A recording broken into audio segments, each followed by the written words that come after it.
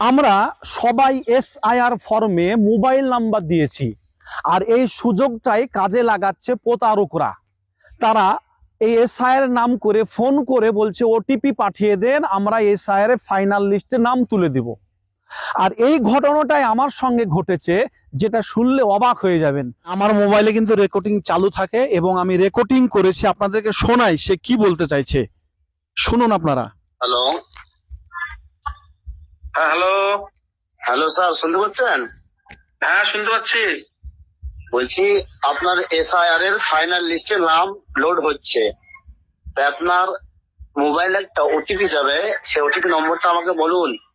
পয়লা OTP যাবে মানে কে বলছেন আপনি? আমি ভোটার কার্ডের অফিস থেকে বলছি। হ্যাঁ, তো ওর জন্য তো বিওলোরা আমাদের কাছে ফর্ম দিয়েছে, তো বাড়ি বাড়ি আসছে তো। হ্যাঁ বলি, বিএলের পরের লিস্টে আমরা কাজ করছি। বিএলওরা আমাদেরকে কাগজ জমা দিয়ে গেছে, আমরা ফোন করে ওটিপি নিয়ে তাদের নামগুলো ফাইনাল লিস্টে লোড করছি। তো ফাইনাল লিস্ট বলতে আমরা তো ফর্ম এখনো জমাই করিনি, আর কিভাবে কাগজ জমা করলো বিওলো? ঠিক আছে স্যার। Hello, hello, hello. আমি যখনই বললাম যে আমরা তো ফর্ম জমাই করিনি, সঙ্গে সঙ্গে সে ফোন কেটে দিয়ে পালিয়ে গেল। এইভাবেই কিন্তু অনেক মানুষকে ফোন করছে প্রতারকরা, আর তারা এই সুযোগটা কাজে লাগিয়ে হাতিয়ে নিচ্ছে লক্ষ লক্ষ মানুষের টাকা। তাই আমি বলবো আপনারা সতর্ক থাকবেন।